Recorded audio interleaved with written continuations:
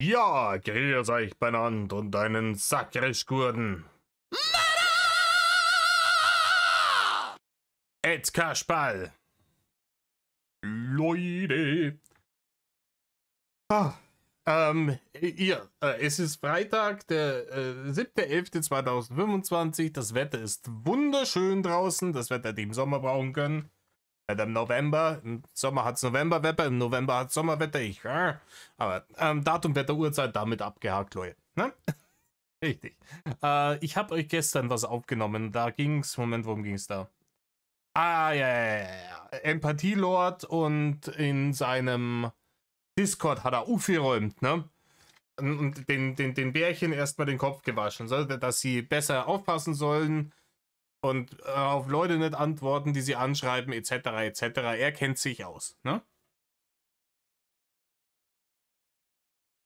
Und ja, ich glaube, heute kann es nochmal lustig werden. Ich habe einen kleinen Spoiler aus dem, was hier, glaube ich, in diesem Video noch so ist. Ja, wo es um die Bewährungsversagerei geht, habe ich schon bekommen und habe da auch ein bisschen die Diskussion darüber mitgekriegt. Und das kann spannend werden. Ja? Der Abend kann spannend, kann spannend, kann spannend. Der Abend kann spannend werden. Wer kennt's? Schreibt es mir rein. Eins der legendärsten Konzerte aller Zeiten. Ich habe es leider nicht live gesehen, aber ich habe mir in den letzten 25 Jahren diese DVD, glaube ich, ungefähr 3 Milliarden Mal reingerendert. Richtig. Schandtat des Tages gibt es heute nicht. Ich habe einen Arbeitspulli eng. Ich komme direkt von der Malochne an einem Freitag, der mehr so eine Montagsattitüde an den Tag gelegt hat. Muss heute früh aufstehen, habe schlecht geschlafen, weil Vollmond war, ne? Oder kurz nach Vollmond und die Katzen am Eskalieren waren in der ganzen Nacht. Und jetzt wird ein Video aufgenommen, danach gibt es Hausarbeit, putzen, aufräumen, die ganze Putze auf Vordermann, alles machen, was man am Samstag, Sonntag nicht machen will. So, damit meine Mulle und ich am Wochenende einfach uns die Batterie abklemmen und an Herrgott und Gurden Mosei lassen können. Richtig. Dementsprechend will ich gar nicht länger umeinander. Hockt euch her, sagen wir mehrere. Reißt euch eine Häube auf. Mir? Ja, einer. In Rainer. So, warte mal kurz, jetzt muss ich mal kurz wegen meinem Date nachfragen. Ja, genau. Ich habe nur 5 Sekunden zurückgespult. Er hat erzählt irgendwas beim letzten Mal wegen seinem Date. Ich nehme an, ich habe jetzt nur den Begriff wegen meinem Date gehört. Ich nehme an, dass es wieder diese Nummer ist. Ne? Man kennt. Bei Reini ist es immer so, er versucht dann, wenn er mal irgendwo einen Fuß in der Tür hat, bei irgendwelchen Bärchen, versucht er, die eifersüchtig zu machen. Ne? Es ist immer diese, wie gesagt, ich glaube, das hat er wahrscheinlich bei irgendeinem von diesen schwindligen Online-Betrugs-Dating-Coaches gelernt.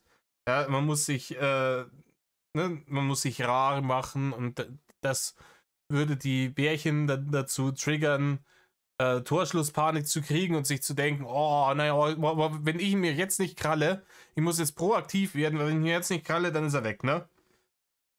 Hier wie im Online-Shop, wenn steht nur noch einer verfügbar. Leute, es sind immer noch mehr verfügbar, Digga. Es sind immer noch mehr verfügbar. Ich habe neulich bei Amazon, ich sage nicht, was es war, so ein kleines Gerät gekauft. Und das stand Ewigkeiten. Also erst war es irgendwie 30% runtergesetzt. Dann war es auf einmal nicht mehr runtergesetzt und stand daneben, so und so viel nur noch da. Ne, ich habe das beobachtet gehabt. Nur noch so und so viel da, jetzt zuschlagen. Und ich habe mir gedacht, ja, Arsch, ne? Dann halt nicht. Und schwupps, 2 Wochen später war es wieder da und auch wieder mit den 30% Rabatt. Reini funktioniert einfach nicht. Lass gut sein mit deinen angeblichen Dates. Es glaubt dir kein Mensch. Genauso wenig wie die Leute glauben, dass du ins Gym gehst. So, Entschuldigung, weil ich weiß jetzt nicht genau, die Person hat gesagt, die wollte sich bei mir nochmal melden, hat jetzt aber noch nicht geantwortet gehabt. wegen dem Treffen. Okay. Und mal ein paar Minuten warten, bis die Person mir geschrieben hat. Ja, die sind noch schnell im Supermarkt und Cola und Mehl kaufen gehen, ne? Oh, ich bin heute wieder böse. Und dann, ja. Na gut. Ah, und dann, ja, na gut, ich habe vergessen, die Wiedergabegeschwindigkeit hochzustellen, weil er braucht schon wieder. Ja, wie gesagt, ich hoffe dann, dass es dir soweit gut geht, auf jeden Fall. Und wie gesagt, versuchen wir jetzt nicht durchzuatmen, weil wie gesagt, der Scheiß, der da abgeht, ich kann es nachvollziehen. Aber ich hoffe jetzt einfach mal, dass jetzt keiner von denen dich auf die Schnelle irgendwo anders findet. Ja. Genau. Und wie gesagt, vielleicht gehst du wirklich direkt her und wirst vielleicht deine ganzen Profile auf anderen Servern umstellen. Vielleicht, keine Ahnung, vielleicht nennst du dich Bunny Wolle oder so. Ja, weil die Leute ja alle behindert sind. Was ist, wenn einfach umdrehen, passt schon. Da wird dann schon keiner finden. Drache offiziell Drache. Oh, ganz anderer Account. Ja, wird dann schon keiner finden. Wie dämlich kann man sein? Aber immerhin, hey, kleinen Pluspunkt, den man ihm geben kann, ist, jetzt hat er sich da den ganzen anderen Scheiß zurechtgerendert.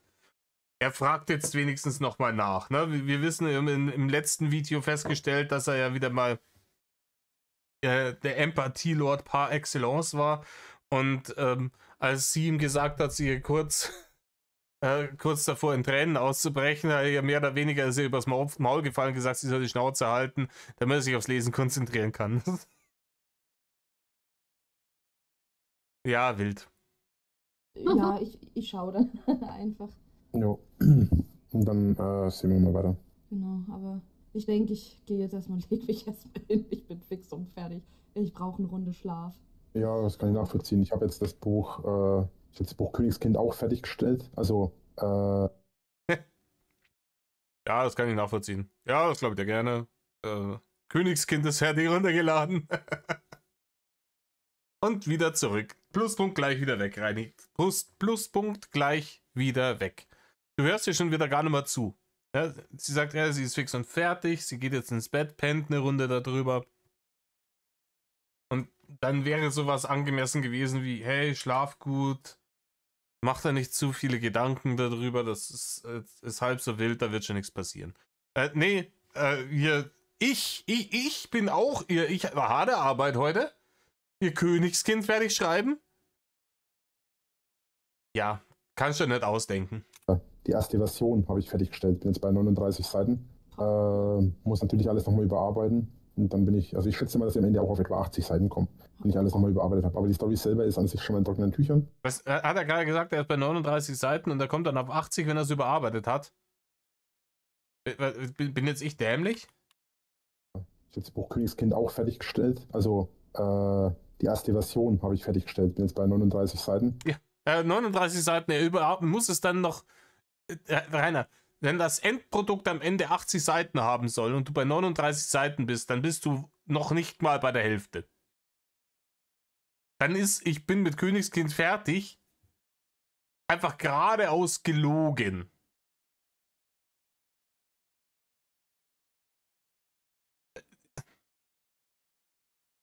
Ja, keine Ahnung, wie weit bist du? Eigentlich fertig. Ja, cool. Kannst du mir zeigen? Ja, nee, ist jetzt erst 48%. Nee, du bist erst zur Hälfte fertig. Maximum. Mit viel Goodwill. Und Rainer, spar dir doch die Arbeit. Es kommt doch eh nichts von Wert dabei raus. Den einzigen Wert, den dieses Buch hat, das ist für uns, die sich darüber lustig machen können. Das ist der einzige Wert von der ganzen Scheiße. Lass halt einfach bleiben, Digga. Muss natürlich alles nochmal überarbeiten. Und dann bin ich, also ich schätze mal, dass ich am Ende auch auf etwa 80 Seiten komme, wenn ich alles nochmal überarbeitet habe. Aber die Story selber ist an sich schon mal in trockenen Tüchern. Werde sie noch ein bisschen verfeinern, ein bisschen ausarbeiten und dann mal gucken. Und dann kann ich mich an den Alchemie-Turm machen. Dann, der ist nämlich dann der nächste Teil. Ja, super, Rainer. Aber gleich wieder mehrere Bücher gleichzeitig anfangen, weil Rainer so Multitasking Gott ist. Der nicht mehr direkt in der Storyline ist. Falls das überhaupt gerade interessiert, wahrscheinlich bis gerade nicht aufnahmefähig ist. Ja, der Alchemie-Turm ist halt dann quasi der nächste Punkt. Der hängt zwar nicht direkt mit der Story zusammen, aber er wird sich quasi so ein bisschen. Das ist der Alchemie-Turm. Parallel Szenen dazu abspielen, mit so ein bisschen Zeitsprüngen aus der Vergangenheit. Innerhalb der Geschichte wird es wahrscheinlich mehrere Zeitsprünge geben, weil der Alchemieturm etwa 1000 Jahre alt ist. Wenn ich das so ein bisschen die alchemistischen Grundlagen bis hin zu der dann in Anführungszeichen moderneren Zeit ein bisschen führen. Ein bisschen zu ad absurdum. Also ja, ad absurdum ist schon ziemlich zutreffend für deinen ganzen, nennen wir es mal, Content, den du so im Internet verbreitest. Ja, du führst das komplette Content Creator Influencer-Tum ad absurdum mit der Scheiße, die du da baust. Und das ist schon absurd genug, Rainer. Du musst es nicht noch schlimmer machen. Rainer, hold my beer. Bisschen verrückt das Ganze am Ende aussieht, weil da entstehen ja die Schlangenschnecken zum Schluss. Yes, great. Ich kann's kaum erwarten, Reini. Da kommt Alter, diese dreckige Lache. Die Schlangenschnecken, was ja. Ja, mit dem langen Dingy-Dong hier. Er erwidert mich wieder maximal an. Da kommen die ja ursprünglich her. Ja, na gut.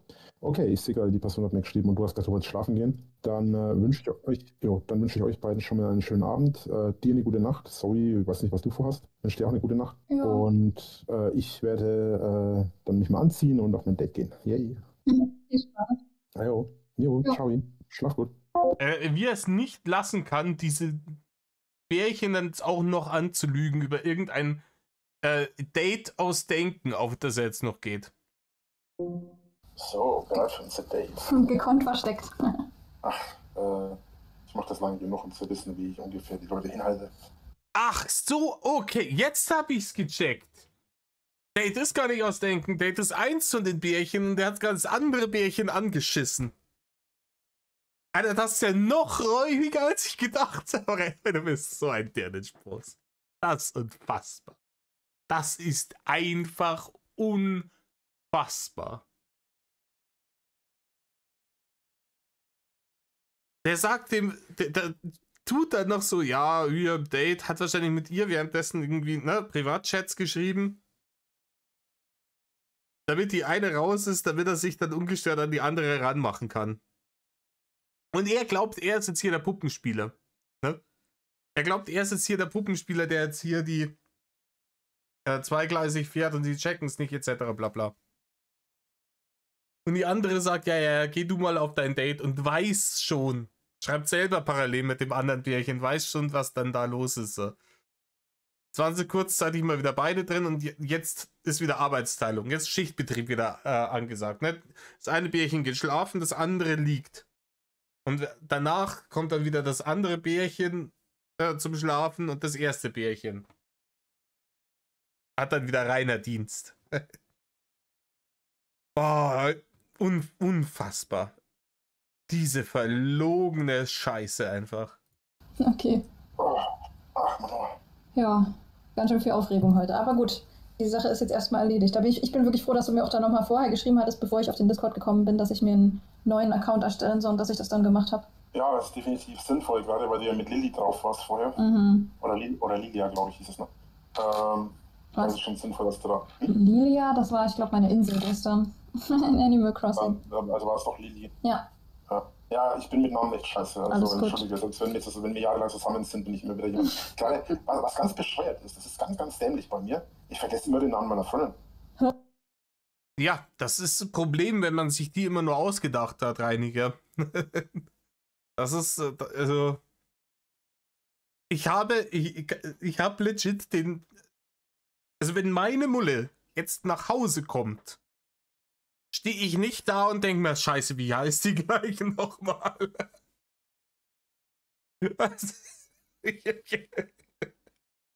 Natürlich, wenn die imaginär wäre und ich hätte sie mir vorgestern im Suff einfach nur aus dem Arsch gezogen, um irgendwelchen Leuten im Internet zu imponieren, ja, dann wüsste ich vielleicht auch nicht mal, welchen Namen ich da gesagt hätte. Weiß ich nicht. Aber, leider, ich weiß, du hast da keine Erfahrung mit so einer richtig echten Beziehung, mit einer richtig echten Frau, ne? Aber in der Regel merkt man sich den Namen von denen sehr, sehr, sehr schnell. Das kann mal passieren, dass wenn man irgendwie beim Socializen ist und vielleicht nicht hundertprozentig nüchtern, wenn man an dem Tag, an dem man die Person kennenlernt, dass man sich dann am nächsten Tag nicht mehr an den Namen erinnert. Das kann gut sein. Das mag mir auch schon mal passiert sein, weil ich ganz fürchterliches Namensgedächtnis habe. Aber spätestens dann, sagen wir mal, spätestens, wenn man dann wirklich so sagt, man trifft sich auf 1, 2 Dates, dann hat man den Namen sehr schnell drauf. Und ich sag dir noch ein Geheimnis, sollte man das nicht hinkriegen, ne? Sich nach dem ersten Date wenigstens den Namen der Person gemerkt zu haben, da reagieren Mullen relativ allergisch drauf.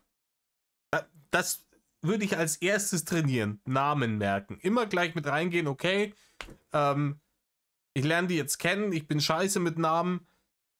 Ich höre jetzt genau hin, wenn sie mir ihren Namen sagt und dann unterhalten wir uns vielleicht noch über den Namen. Ne? Das ist ein gutes Ding für jemand, der sich schlecht Namen merken kann. Ja, klar, wenn es irgendein 0815-Name ist, ein bisschen schwierig, aber generell. Man kann sich dann wirklich das wirklich merken, indem man es kurz zum Thema macht. Muss ja nicht lang sein. Ja? Ah ja, cooler Name, bla bla bla bla, vielleicht drüber reden. Vielleicht kennt man jemanden, der denselben Namen hat oder vielleicht gibt es in dem Namen, gibt es da verschiedene Varianten, ne? Wie man es schreibt.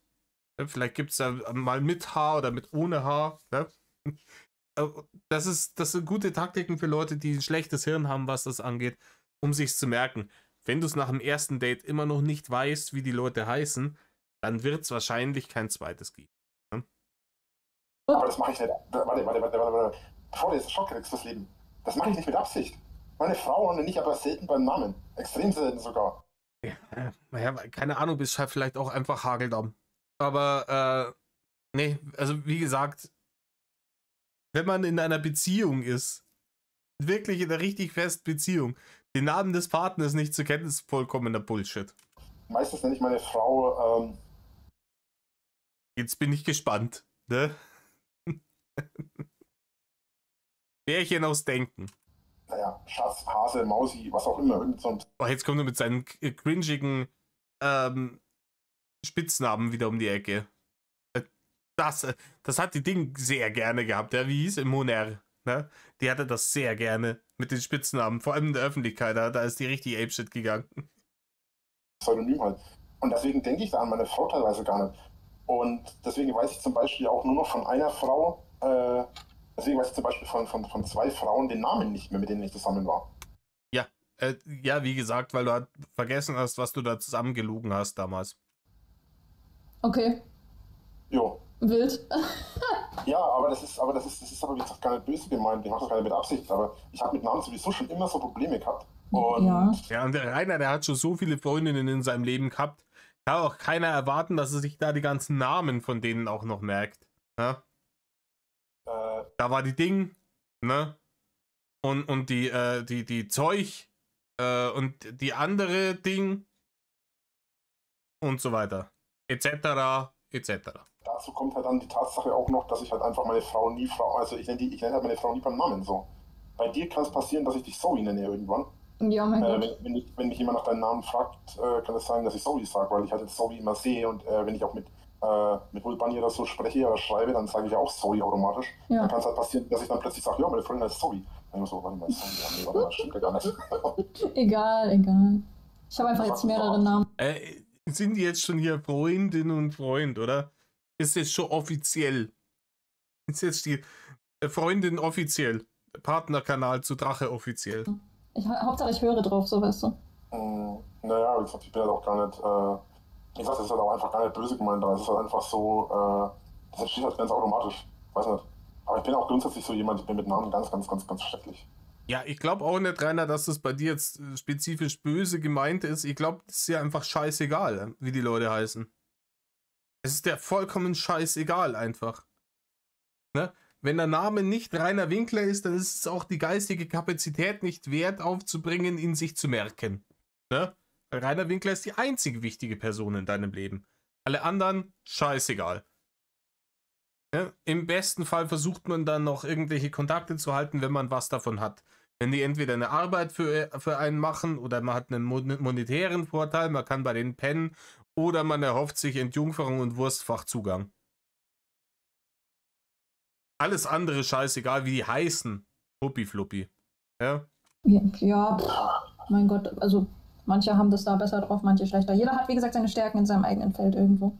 Rainer kann schlecht lügen.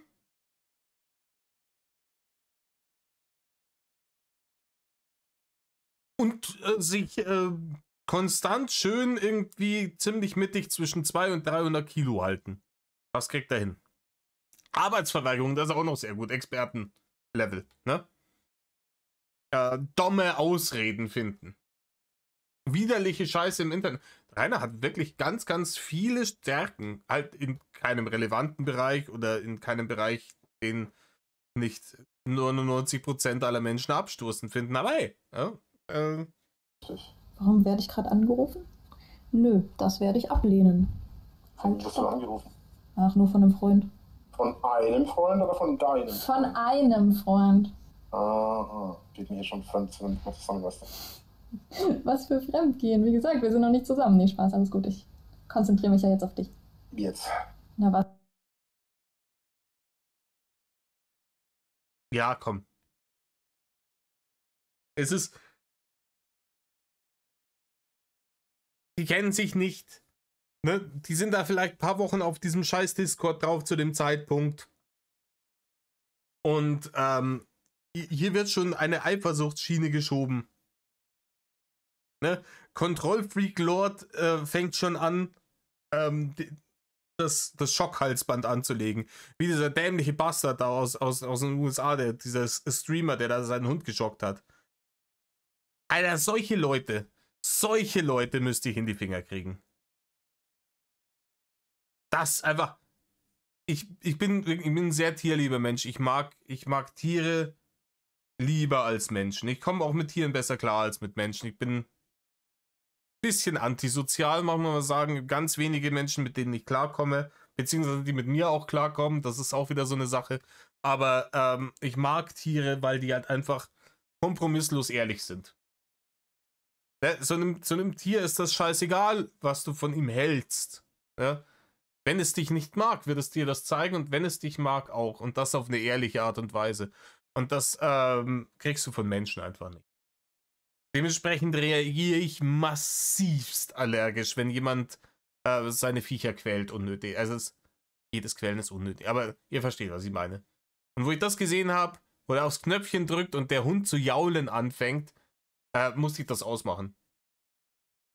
Das kann ich mir nicht anschauen. Da krieg ich eine Hasslatte des Todes aus der Hölle mit Bienen im Mund. Was wie jetzt? Jetzt weißt du schon wieder mehr als ich. Muss ich immer nachfragen. So, Frauen sagen ja, wir sind zusammen. Und ich so, was? Wir kennen uns seit 6 Wochen. Wir sind zusammen. Was? Wusste ich gar nicht. Ja. Habe ich das nicht gesagt? Das habe ich letzte Woche beschlossen, als wir miteinander im Bett waren. So, Ja, das ist halt evolutionär halt einfach so, dass in unserer Spezies meistens der Mann buhlt, ne, um die Gunst der Frau und die dann entscheidet, ja oder nein, Daumen hoch, Daumen runter. Ist so. So wie Patrick, so der Rotzfaden so aus der Nase. Ja, Rainer, das ist dein Leben. Patrick, dem der Rotzfaden da aus der Ding läuft, ne? Und nein, Mayonnaise ist immer noch kein Instrument, Rainer. Ja, und das sind ja überlegt. Meerrettich ist auch kein Instrument. So, hä? Ja, egal. Oh, Ich finde das immer dumm, wenn er dann diese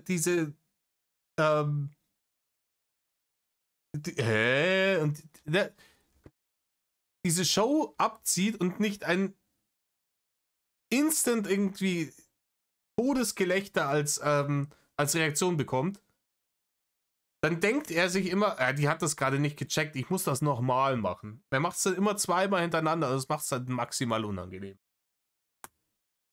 mir fällt gerade auf, was das Problem war. Der hat mir jetzt nochmal geschrieben, ich muss was hochladen noch für die Uni. Wir haben nämlich am Donnerstag ein Referat. Aber das ist kein Problem, das kann ich jetzt gleich nebenbei machen, das ist kein Ding. Ja, mach ganz entspannt. Soll ich irgendwas gamen nebenbei, dir irgendwas streamen, irgendwie?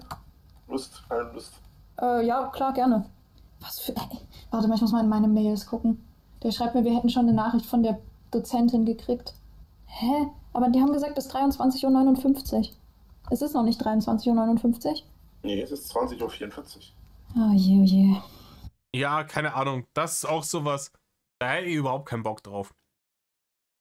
Ja, wenn ich eine Deadline kriege bis 23:59 Uhr an dem Tag, wenn es wirklich schwierig ist und echt nicht anders zu machen war, dann habe ich das bis mittags geschafft. Wenn es was wirklich Ekelhaftes ist, was man prokrastinieren muss. Ja, ich habe mal hier, wo sie diese Grundsteuerreform gemacht haben, da musste ich irgendwie die Bude ausmessen. Und dann diese Anträge ausfüllen, also diese Formulare ausfüllen, diesen ganzen Scheiß. Sowas habe ich ja richtig dick. Das habe ich prokrastiniert bis auf den letzten Drücker.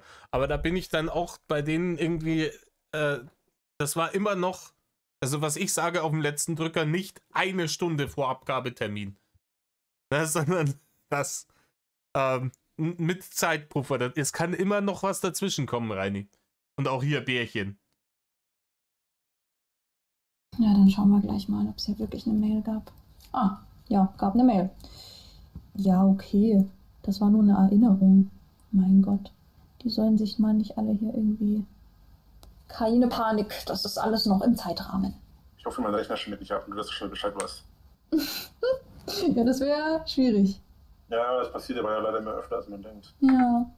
So, was will der jetzt von mir? Ja, Rainer, ich glaube, wenn du, der Rechner war ja relativ teuer damals, ne? Das war ja eine dieser, ich glaube, das war die einzig nicht komplett kernbehinderte Anschaffung, die er damals von den Hausbarne getätigt hat, war dieser Laptop, dieser Gaming-Laptop. Ne? Weil er wollte ja unterwegs YouTube-Videos machen, Reisevlogs und sowas. Das ist natürlich besser, wenn man dann einen Laptop hat, der ein bisschen was kann. Ne? Das war die einzig nicht hageldomme Anschaffung von der ganzen Sache. Aber den hat er halt auch wieder die Scheiße behandelt. Ne? Den hat er immer, wir wissen es, immer rumgeschleppt durch Wind und Wetter und im Backoffice und sowas. Ich möchte nicht wissen, wie der von innen aussieht. So. Alter, wenn du den ein bisschen pfleglich behandelt hättest, 3 Jahre ist jetzt nicht so ein fürchterlich wildes Alter für so einen Laptop. Das wird schon gehen. Das war mein Stream. Oh Gott, ey. Immer wenn ich gerade beschäftigt bin, dann kommen die ganzen Mails rein. Das nervt so hart. Ja, aber das liegt leider in der Natur der Sache. Ja, da kennt sich ja Rainer aus, wie das ist, wenn man schwer beschäftigt ist, harte Arbeit hat und dann kommen noch solche Sachen. Ne? Hier von der Uni, da kann er da Geschichten erzählen. Ne? Von der Uni, also aus dem Paladergarten natürlich, aber da hat er einen Kumpel ganz gewiss. Ne? Bei dem ist das auch immer mit der Uni gekommen. Das tut mir echt leid gerade. Hm? Na, dass ich jetzt noch hier kurz was machen muss. Mach, alles gut, kein Stress. Wir haben ja Ruhe. Kriegen wir schon hin. Mach dir doch jetzt keine Szene, wo kommen wir denn da hin? Ja, ich 3 Wochen später. Du bist so das war mit mir drin. Das Einzige, wo ich sauer werden würde, ist, wenn ich ihn gerade drinnen habe. Und du dann ans Handy gehst. Da kriegen wir Probleme miteinander. Okay, Rainer. Warum es mich immer wieder wundert, dass er sogar aus der Situation jetzt wieder eine Brücke auf dieses Thema schlägt, weiß ich nicht, Rainer. Die hat gesagt, hey, sorry, ich muss hier gerade noch was für die Uni machen. Ich habe da einen Abgabetermin, da muss jetzt was hochgeladen werden. Tut mir leid, dass es das gerade kurz dazwischen kommt. Und er sagt, ja, solange du sowas nicht machst, wenn du ihn drinnen habt, dann... Ich weiß nicht, was in deinem Kopf nicht stimmt, Rainer. Ich weiß es nicht. Ich will es auch eigentlich gar nicht wissen. Ich bin kein Psychologe, kein Psychiater, ich bin da kein Fachmann. Aber ich bin der Meinung, ein Fachmann, ein Spezialist sollte sich das immer anschauen. Ne? Das wird nicht passieren. Das hat Paris Hilton auch gesagt. Hä? Kennst du das nicht? One Night in Paris, total bescheuert. Oh Mann. Nee. Ja, ich kenn's auch nicht, aber irgendjemand hat es mir erzählt.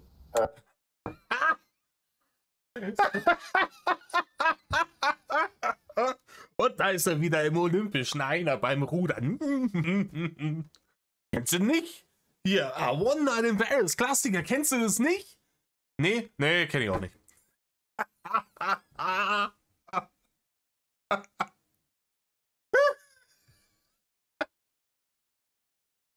Oh, das ist so, keine Ahnung, du lernst gerade jemanden kennen, gehst mit denen durch die Innenstadt spazieren, es ist Spargelzeit. Ne? Du kommst an einem Restaurant vorbei und sagst, boah, schau mal, krass, es ist wieder Spargelzeit, die haben hier Spargel mit Dingen und wollen wir da reingehen? Und die sagt, ja, ich mag eigentlich keinen Spargel. Ja, ich mag den auch nicht, scheiße, lass gehen. Das ist ein lächerlicher Abfeind. Ich habe sowieso kein Interesse an der Paris Cup, die war ja ekelhaft. Ja, der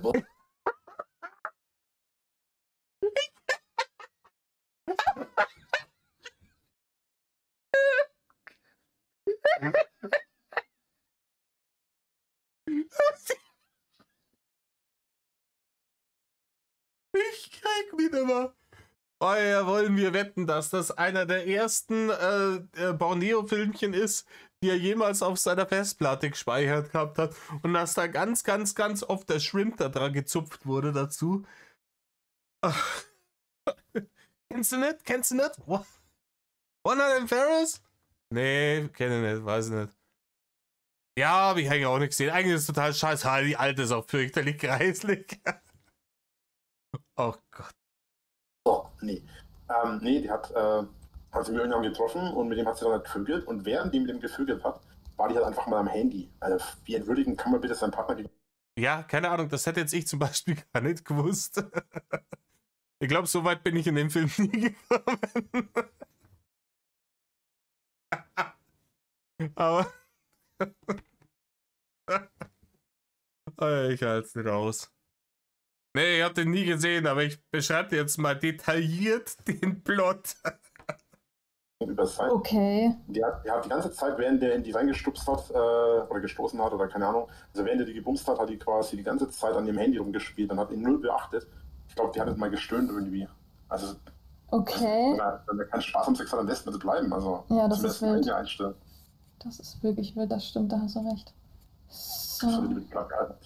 Nee. Dann ist das Ding nicht irgendwie rausgekommen zu Zeiten, wo es noch gar keine Smartphones gab?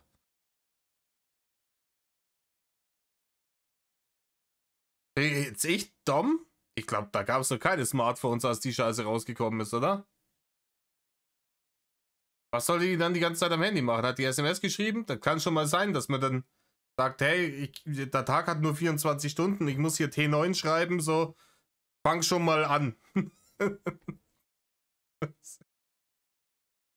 Nee, alles gut. Ich denke da nur dran, dass du ja immer sagst, dass du nicht multitaskingfähig bist. Ja, bin ich auch nicht richtig. Deswegen antworte ich so verzögert. Ich merk's. Alles gut. So, wo haben wir jetzt das Dokument? Dokument. Ja, es färbt ab, oder? Ja, wo ist es denn? Dokument. Es färbt ab, oder? Das war doch jetzt Winkler-esque hoch 10. So, was wollten die von mir? Die wollten, dass ich noch irgendwas ändere, bevor ich es hochlade. So, na dann. So, es färbt wirklich ab. Also, entweder das oder sie macht das jetzt absichtlich. In der Hoffnung, dass er sich drüber aufregt. Das wäre jetzt nicht komplett abwegig. Würde ich denen zutrauen. Der Stichpunkt muss weg. Hab schon wieder vergessen, was ich machen sollte. Extrem unfähig manchmal, warte mal. So. Wo ist mein Dokument? Ja, das ist aber, dann passt es ja doch zu Reini, oder? Ne? Gleich heiraten, Mr. und Mrs. Unfähig. Das wie Mr. und Mrs. Smith in Hageldom und hässlich. Wo ist die PowerPoint? Ich finde die nicht. Oh, true. Ich hatte da, das ist ja cool. Gefällt mir gerade. Das gefällt mir. Kannst du eigentlich so 10 Finger schreiben? Hm? Ja. Das fängt an mit dem Z. Oh. Ich überlege. Achso. Ich weiß nicht. Ich würde das nicht 10 Finger nennen. Vielleicht so 6,5 oder so oder 9,5. Keine Ahnung, ich weiß es nicht. Ich würde es 2 Zeigefinger nennen, so. Mehr traue ich ihm dazu. 10 Finger schreiben. Ich kann nicht 10 Finger schreiben. So dieses, wo praktisch die Handballen, sich nicht bewegen und mehr oder weniger nur die Finger kann ich nicht. Ich muss auch auf die Tastatur schreiben, schauen, wie ich schreibe. Ich habe da zwar mal irgendwie so einen Schreibmaschinenkurs in der Schule gemacht damals, aber da war ich auch gnadenlos scheiße. Das fühle Ich ich. tippe halt wie ein Irrer, aber ich bin auch schnell beim Schreiben halt, aber Ja. das ist auch das Einzige, wo ich schnell bin. Ich bin schon schnell beim Schreiben so. Ja. Ansonsten bist du eher immer langsam, ne? Beim Denken zum Beispiel. Da braucht er schon manchmal ein bisschen länger, wie beim Rendern, das dauert auch sehr, sehr, sehr viel länger. Generell alles dauert sonst länger bei Rainer. Ne? Beim Schreiben ist er schnell. Aber das ist halt nichts, was ich irgendwie jetzt groß bewusst mache. So. Also eigentlich benutze ich 4 Finger irgendwie, aber ich bin halt mit den 4 Fingern schneller als mit allen 10. Ich benutze aber auch hin und wieder den kleinen Finger und so weiter. Das kommt immer so ein bisschen drauf an. Also was ich mache, ist mit dem kleinen Finger mache ich halt eigentlich nur eine einzige Taste. Und das ist die Shift-Taste. Und zwar entweder links oder rechts die Shift-Taste. Okay, ja. Und ansonsten benutze ich eigentlich 6 Finger. Ja. Also Mittelfinger, Ringfinger, Zeigefinger von beiden Händen. Ja. Und den Daumen benutze ich halt für die Leertaste. Und zwar den linken und den rechten, je nachdem, wie sich das halt gerade anbietet. Ja, das kann ich gut nachvollziehen. Das ist bei mir ähnlich.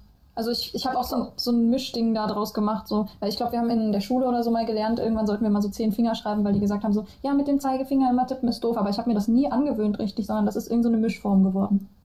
Ich glaube, das ist inzwischen Zeit auch so eine Sache wie beim normal handschriftlich schreiben. Da entwickelt ja auch jeder mehr oder weniger früher oder später seine eigene Handschrift. Und ist halt beim Tippen genau das Gleiche so. Jeder entwickelt irgendwie so eine Art und Weise zu tippen, womit er sich halt wohlfühlt und womit er merkt, okay, das geht am schnellsten und fehlerfreisten für mich, wenn ich das so mache, und dann macht man es halt so. Also ich tippe hauptsächlich tippe ich mit dem Mittelfinger, mit dem Ringfinger und mit dem Zeigefinger. Ja. Ja, wenn ich gewisse Kommentare schreibe, tippe ich nur mit dem Mittelfinger. Das bringt dann die Energie noch ein bisschen drüber.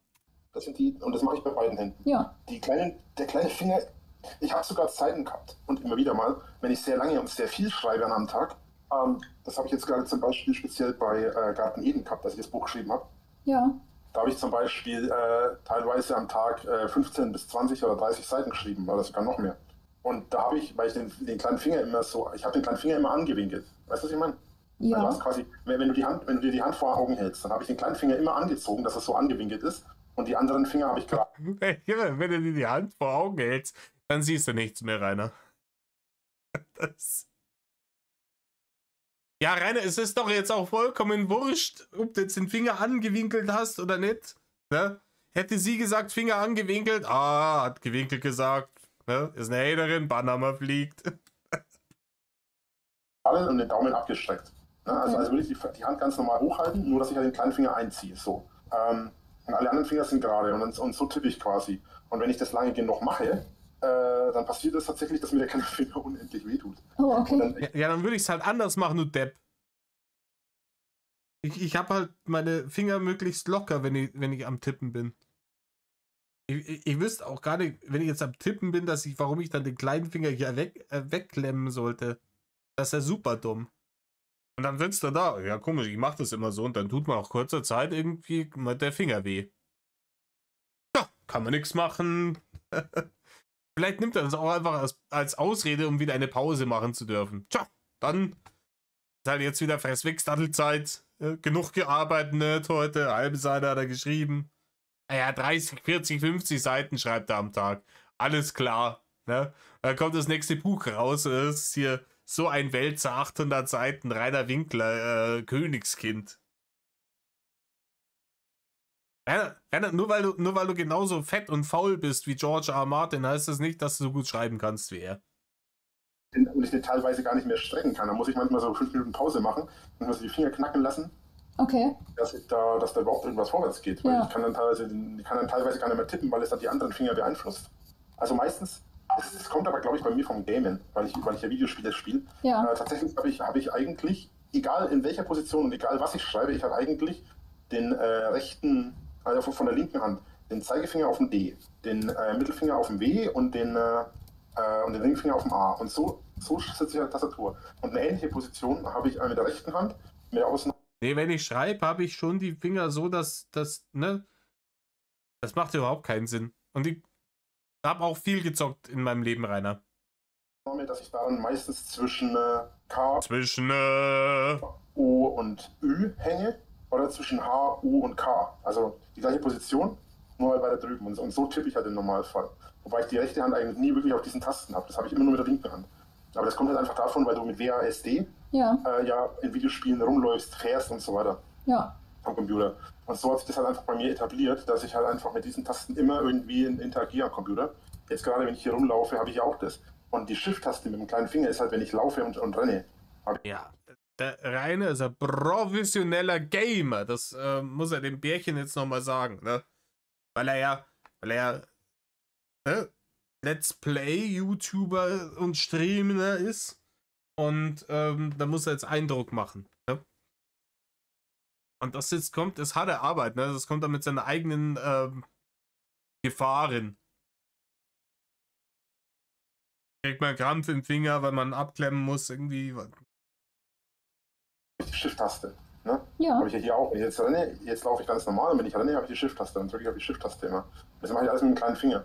Ja, Genau. sehr gut. Ja, und das sind halt letztendlich so die Kombinationen. Ah, sie ist auch gut, hast du es gemacht, Rainer. Schön hast du das gelernt. Da ist der Kutti. Die spielen. Und wenn du dich daran gewöhnt hast, dann hast du eigentlich ja schon ein Vier-Finger-System.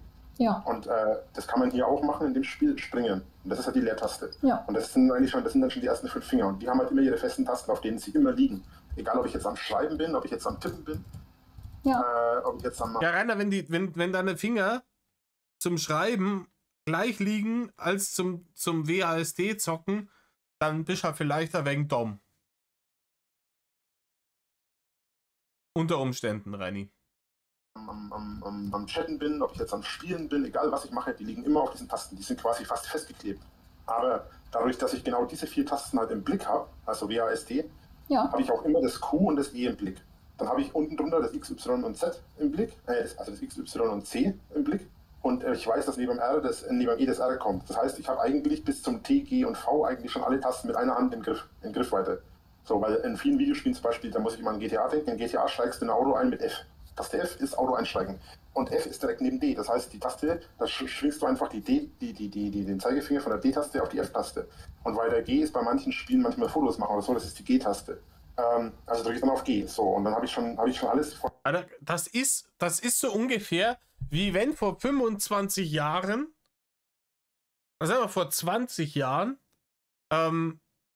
irgendjemand, ein Jugendlicher seiner Oma das erklärt, wie man bei so einem First-Person-Spiel, wie man das steuert. Ja, du hast die Hände dann immer hier, die Finger immer über den Tasten, weil mit denen bewegst du dich und dann kannst du halt mit dem einen Finger jeweils auf eine von den anderen gehen, wenn du dann interagieren oder Auto aufmachen musst. Oma, hast du es verstanden? Ja, aber wo kann ich jetzt auf Leute schießen?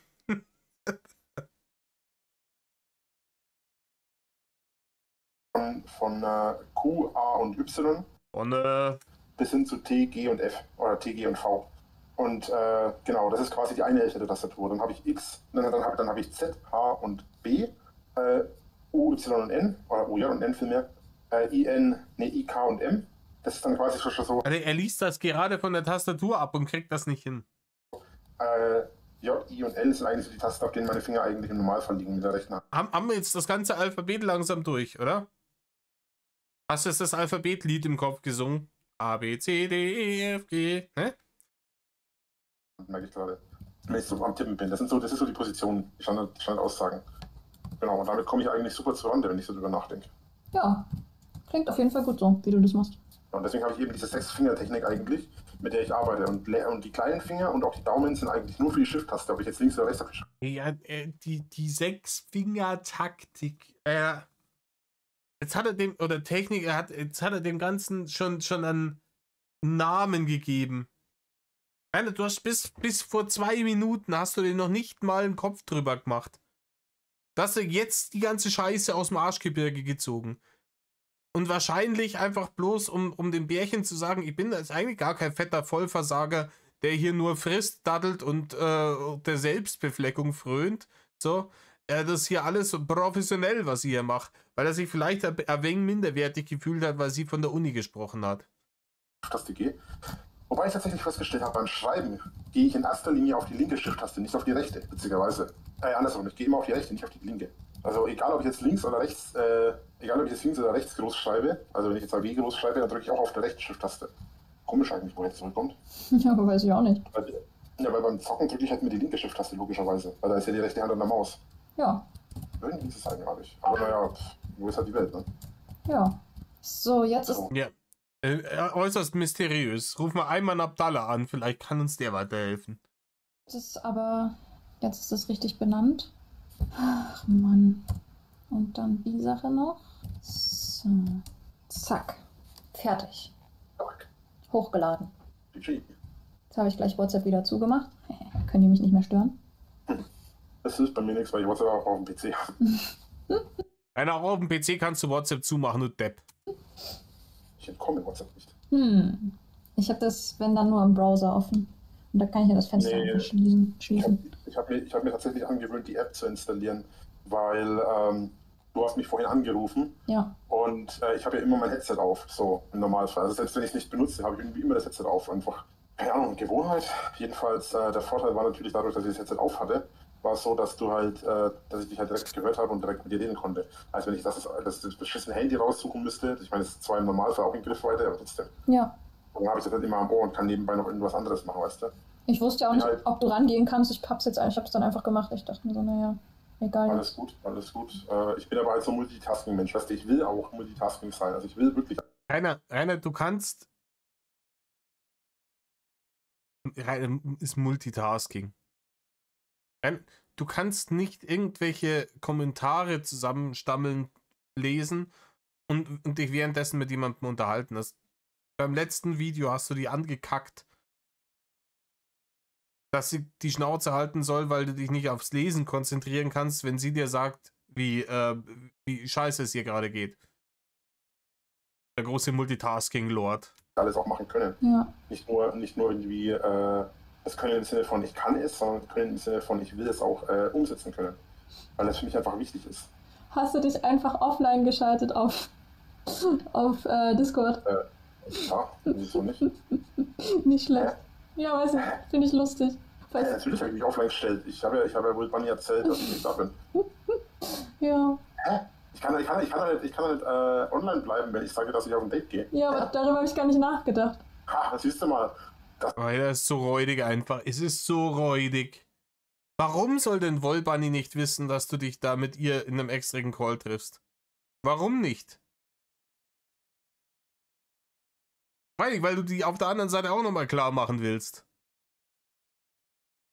Schön zweigleisig fahren, Reini. Aber es würde nicht funktionieren, wenn es nicht Bärchen wären, weil man ihn natürlich kognitiv sehr schnell ausgedribbelt hat.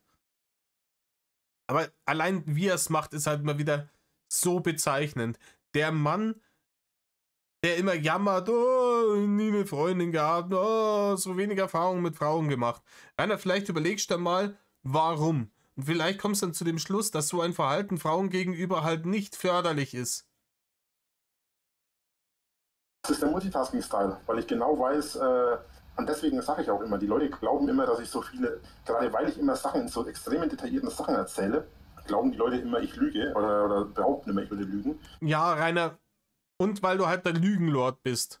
Weil du wirklich, weil man jede Story, die du bisher erzählt hast, irgendwie debunken konnte und sagen, nein, Rainer, da war es gelogen, das ist gelogen, hier ist gelogen.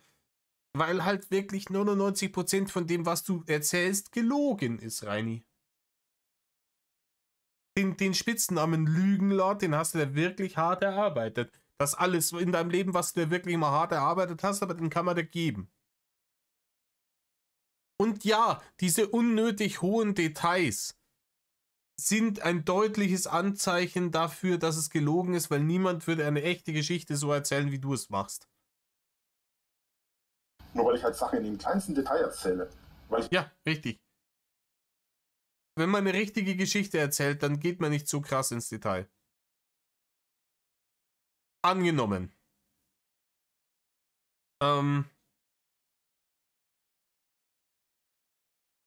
Ihr fahrt zur Kfz-Zulassungsstelle, wollt ein neues Auto anmelden. So. Kommt nach 1,5 Stunden zurück und eure bessere Hälfte fragt euch, hey, ganz schön lange gedauert, war viel los. Ich erzähle euch jetzt 2 Geschichten. Und ihr erzählt mir, welcher wahrscheinlicher wahr ist und welcher wahrscheinlicher nicht. Ja, Alter, ich bin da rein, denk mir nichts, zieh dieses komische, diese komische Nummer, geh in den Warteraum, ist randvoll. Und es ist halt einfach ewig nichts vorwärts gegangen und ich habe jetzt da Ewigkeiten warten müssen, bis ich endlich dran war. Sei froh, dass du nicht mitgekommen bist, war urlangweilig. So. Zweite Variante.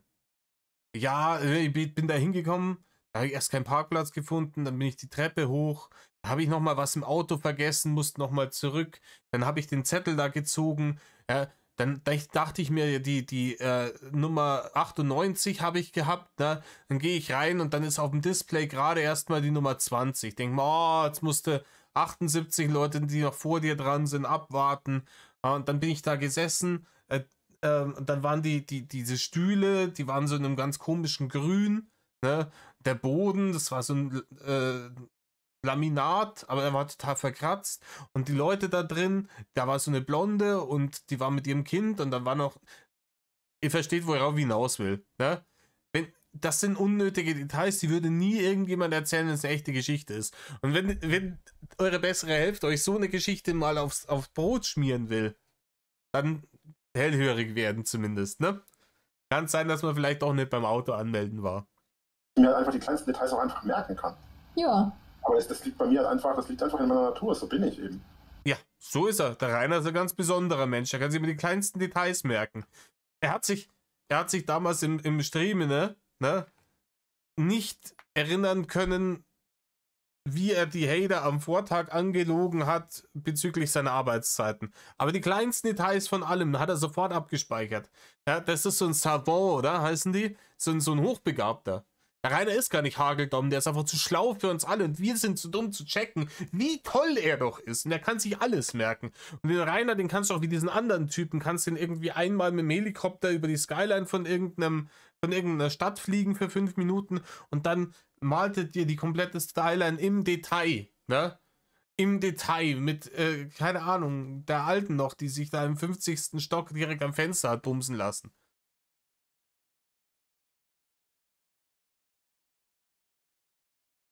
Ich meine, ich kann dir auch einfach eine Story von dem Schaf erzählen, keine Ahnung. Man kann es. Rainer, wenn du jetzt eine von deinen Sexgeschichten erzählen würdest und es würde um ein Schaf gehen, wäre es wahrscheinlich die am wenigsten unglaubwürdige, sagen wir es mal so, von den ganzen Storys, die du jetzt da in den letzten Leaks alles verzapft hast. Genauso detailliert erzählen. Deswegen ist es aber immer witzig, dass die Leute nicht wissen, lügt er jetzt oder lügt er jetzt nicht. Ja, doch, Rainer, wir wissen, dass du lügst. Es ist immer offensichtlich gelogen. Entweder ist es offensichtlich gelogen, weil wir wissen, dass es falsch ist, ne, dass das zu dem Zeitpunkt gar nicht gewesen sein kann, oder es ist offensichtlich gelogen, weil du dich früher oder später komplett verhaspelst und 5-mal widersprochen hast. Oder die Geschichte beim 3., 4. Mal erzählen, wenn eine ganz andere ist. Ne? Lügenlord. Ja. Das ist auch fies. Ja. Ich finde es lustig. Und jetzt habe ich dich irgendwie verunsichert. Oh Gott, ich glaube, mein Lecker schnell. Ja. Oh. Ah nee, ich glaube, er hat sich wieder eingefangen. Ja, das kann aber passieren. Bei dem Spiel kann es öfter mal passieren, das Abschnee. Warum, weiß ich aber nicht. Okay. Ja, vielleicht ist der Rechner einfach, hat das Spiel heute dem Kreuz, vielleicht den Mindestanforderungen nicht gegeben. Ja, nee, du hast mich gerade, naja. Ich muss mal drüber nachdenken, was dann, ob du mir schon was erzählt haben könntest. Jetzt fangen die Frauen hier wieder an zu denken. So, nee, lass das mal bleiben. Ist besser, wenn ich für dich denke. Ja, was soll ich jetzt dazu sagen? Rainer, Denken ist nicht deine Hauptkompetenz. Der Spruch war urwiderlich. Und ja, natürlich will er nicht, dass sie jetzt darüber nachdenkt. Weil er gerade im Endeffekt sagt, ja, Wolbani habe ich belogen und alle anderen lüge ich immer an. Ich bin so ein guter Lügner und die Leute wissen immer nicht, ob es die Wahrheit ist, was ich erzähle und sowas. Und das ist halt, wenn du gerade eine Frau klar machen willst, jetzt nicht unbedingt die geilste Strategie, erst einmal damit zu prahlen, was du doch für ein toller Lügner bist. Ganz zu schweigen davon, dass du halt zwar ein sehr, sehr, sehr hochfrequenter, aber immer noch schlechter Lügner bist, Rainer, weil sehr leicht durchschaubar. Ach so, okay. Nee, pass auf. Grundsätzlich, ich lüge. Also, ja, ich Aber jetzt wird gelogen. Wenn er jetzt sagt, ich lüge ja gar nicht so viel, was ist das schon wieder eine Lüge? Es ist Lügenception mal wieder. lüge. Ja? Das ist Fakt, ich lüge. So. Immer, Rainer. Punkt. Ich lüge, so. Punkt. Nächstes Thema. Nicht noch weiterreden, Rainer. Alles, was jetzt kommt, ist Bullshit. Aber natürlich. Wenn ich lüge, dann hat das immer was damit zu tun, dass ich mich oder andere eventuell schützen will. So. Ja, Rainer ist Bullshit. Wen wolltest du denn schützen, in der Wollbunny gesagt hast, du würdest jetzt irgendwo offline auf ein Date gehen? Wen wolltest du da schützen? Wen? Diese ganzen saudummen Lügen. Was gab's noch? Er hat als Dachdecker gearbeitet. Wen schützt diese Lüge? Er ist beim WWF. Wen soll diese Lüge schützen, Rainer? Wen? Das ist einfach nur gelogen des Lügens willen. Weil du ein notorischer Lügner bist, Rainer. Das ist im Übrigen sehr weit verbreitet bei Leuten, die einen sehr ausgeprägten Narzissmus vorzuweisen haben. Weißt du, ich lüge jetzt nicht, weil ich jemandem damit schaden will oder schade, das ist was. Sondern es hat bei mir immer den Hintergrund. Doch, auch das hast du schon getan. Rainer, du hast schon öfters versucht, irgendwelchen Hatern Sachen anzudichten bei den Bullen, was gar nicht passiert ist. Ja, nur weil jetzt die zufällig gerade erwischt wurden. Der Grund, wenn ich mal wirklich lüge, dass ich halt mich und In den seltenen Fällen, ja. oder andere Beteiligte schützen will. So. Auch das ist halt wieder gelogen. Und ich lüge hin und wieder durchaus so, definitiv. Aber ich sage auch oft die Wahrheit. Und ich sage leider. Das war wieder gelogen. Ja, okay. Wie gesagt, ich weiß nicht, manchmal, ich lüge wirklich sehr, sehr, sehr selten. Und dann ist es meistens aus egoistischen Gründen, ist ja so wie es ist, aber dass man halt sagt, keine Ahnung, man will jetzt aus einer gewissen Situation raus. Ohne dem Gegenüber irgendwie vor den Kopf zu stoßen. Und ja, du, im Übrigen, ich habe heute noch, ich muss leider schnell solche Nummern. So White Lies. Das kommt bei mir extrem selten vor auch. Aber ein Reini, ja, nur um Leute zu beschützen, etc. Nein. Leider, muss ich dazu sagen, viel zu oft die richtige Wahrheit. Okay. Sodass auch Sachen, die eigentlich lieber eine Lüge hätten sein, sondern doch erst die Wahrheit rauskommen. Ja, man kennt's ja. Der Rainer ist ja schon seit Jahren als Wahrheitslord bekannt. Gibt's ja den ganzen, die ganzen Lieder darüber. Wahrheitslord. Genau, ja, das war's. Ja. Er ist der Ehrlichste unter allen. Der ist schon der Beste. Das ist unfassbar. Wie man immer verkannt haben. Jetzt kommt's. Er hat immer die Wahrheit gesagt. Wir sind ja die Bösen. Was mir dann aber, und das sind wir wieder bei dem Punkt, was mir dann aber meistens zum Vorteil gereicht, weil Leute dann glauben, dass es eine Lüge ist. Nehmen wir als Beispiel mal die Sache mit meiner Ex damals, mit der ersten, mit der ich zusammen war. Ich habe eine Zeit lang immer wieder gesagt, ja, weil ich hatte mal Mädels, mit denen ich zu tun hatte, mit denen ich aber nicht zusammen war. Und ich habe dann halt immer mal gesagt, ja, hier, ne, wir waren da und da zusammen, haben dies und das gemacht und bla und bla. Und da haben halt Leute gesagt, der lügt gerade so. Und das habe ich halt immer so oft erzählt, immer verschiedene Sachen erzählt. Und habe auch mal sowas, ich habe auch mal den Kissenwurf gefaked. Ja, da macht es sich bis heute drüber lustig. Ja, weil es so komplett lächerlich war. Und jetzt sagt er wahrscheinlich, er hat den gefaked.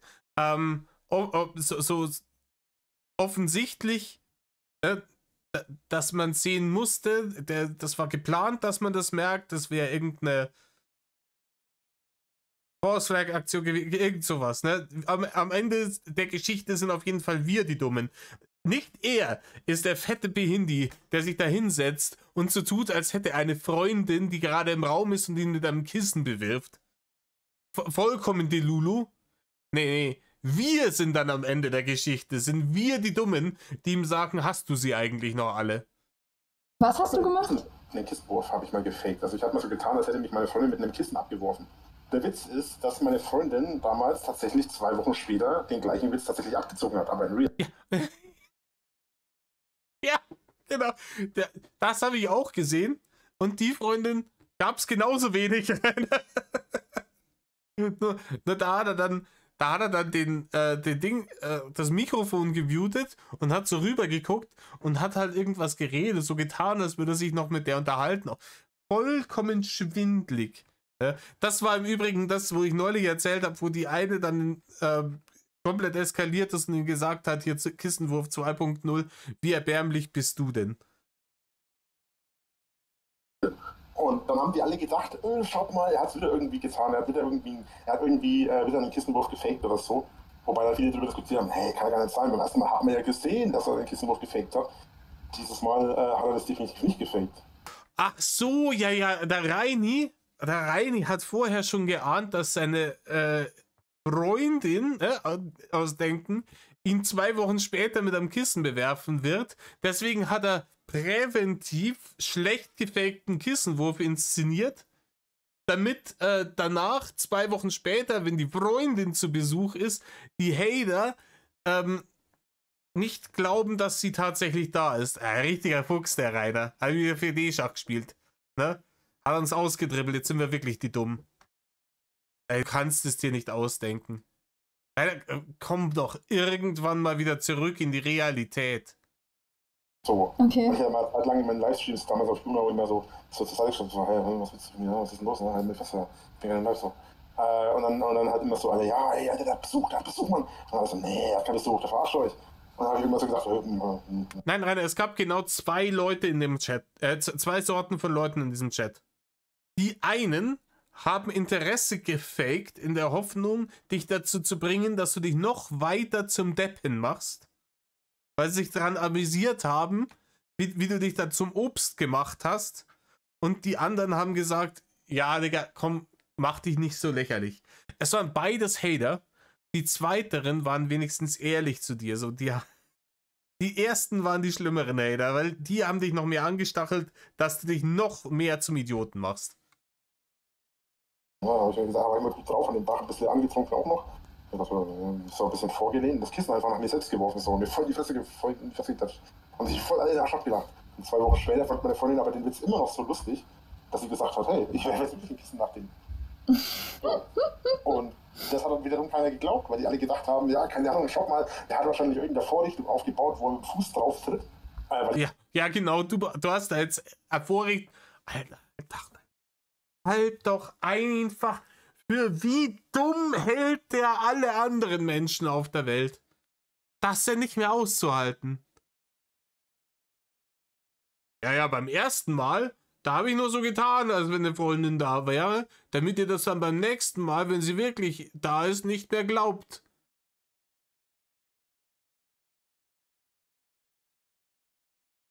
Mich lustigerweise auch noch komischer bewegt hat, bevor die wirklich geworfen hat. Und dann haben die gedacht, ich habe auf irgendeine Vorrichtung getreten mit einem Fuß, damit die mich mit dem Kissen abwirft. So. Okay, das klingt ja krass. Da muss ja erst noch was bauen, so dass das überhaupt. Hä? Das haben die geglaubt, dass ich getan habe. Habe ich natürlich nicht getan, weil es war ja wirklich meine Freundin zu dem Zeitpunkt. Ja. Ja, das war wirklich ganz echt die Freundin. Tatsächlich sogar, Erzadler. Das erste Mal habe ich halt so offensichtlich selbst geworfen. Dass die halt im Nachhinein nicht mehr geglaubt haben, dass ich wirklich selbst geworfen habe. Es war von vornherein geplant und wir sind ihm total auf den Leim gegangen. Wie dumm wir doch sind. Dass es jemand was geworfen hat, weil die halt wirklich gedacht haben, das muss ja die Freundin, das muss ja selbst gewesen sein, der hat keine Freundin und so. Und der Witz ist, dass mich bis heute Leute, Und der Witz ist auch immer dann noch sowas, wenn ihm während dem Zusammenrennen der Lüge dann nochmal was einfällt, was ihn noch viel großartiger darstellen lässt, dann kommt er immer mit, der Witz ist, ne, das ist hier so wie wenn ihr einen YouTuber seht, der ein Video macht und dann kommt irgendwann so, ah ja, hier im Übrigen so und so nochmal aus dem Schneideraum, ich schneide das Video gerade, mir ist eingefallen, das und das und das wollte ich noch sagen. Danke, jetzt geht's weiter. Nur dass er halt das echte Storys verkauft und das Hirn beim Rendern nicht mehr hinterherkommt. Und der Witz ist, eigentlich war es noch viel krasser. Weil eigentlich bin ich noch viel übel krasserer Dude und hab die ganze Zeit nur verarscht so. Leute zu mir sagen, 30 Jahre ungefickt, weil sie immer noch glauben, dass ich alles mit meinen Freundinnen gefickt habe. Ja, Rainer war ja auch so. Ganz ehrlich, 99% von den Freundinnen, von denen du erzählt hast, waren halt erfunden. Und die eine, die dann tatsächlich da mal zumindest mal nicht direkt widersprochen hat, die aber im Endeffekt, die hat es dir vorgespielt, um dich auszunehmen. Um auf deine Kosten so ein bisschen in der Weltgeschichte rumzukommen. Der Witz ist, Letzten Endes, es gibt sogar Bilder von mir und meiner damaligen, Freundin kann man das nicht nennen, meiner damaligen Sexualpartnerin.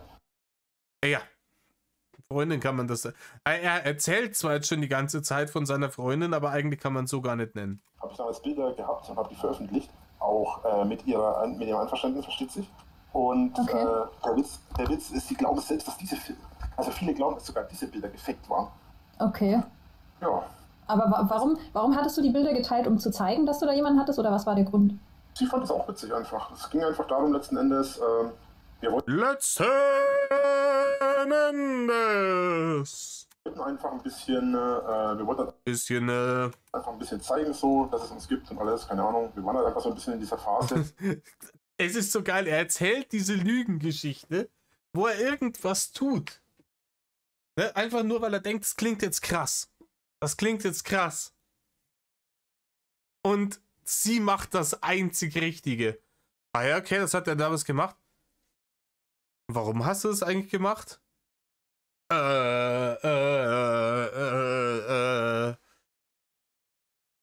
ist schlecht, gell? Das ist eine schlechte Geschichte, wenn man nicht nachvollziehen kann, wie die Charaktere handeln und warum sie das tun. Ne? Wenn du nachfragst und da stehst, mit dem roten Schwanz in der Hand und du denkst, ja, was weiß ich, ich fand es auch ganz lustig, um es den Hatern zu zeigen. Der Beziehung, wo man halt gerne die Beziehung auch gerne teilt, wobei es in unserer Beziehung ja mehr sexuellen Inhalt hatte als anderes. Auf der einen Seite, ne, das auch. Auf der einen Seite hat er ja bei der Freundin, hat er gerade vorhin gesagt, er musste so viel lügen, um die Freundinnen zu schützen, ne? Damit die Hater nicht erfahren, dass es die Freundinnen überhaupt gibt, ne? Damit sie ihm nicht mehr glauben, dass es die Freundinnen gibt, damit die dann sicher vor den Hatern sind. Auf der anderen Seite erzählt er, ja, wir wollten ja das in die Öffentlichkeit tragen und so weiter und so fort. Innerhalb von 2 Minuten Lügenstory, die er da verzapft, vollkommen auf 100 Grad 80 gedreht. Rainer, was ist es jetzt? Ist es die zur Schaustellung in der Öffentlichkeit, so ja, schaut's her, ihr Hater, ich bin hier am Snoozen machen?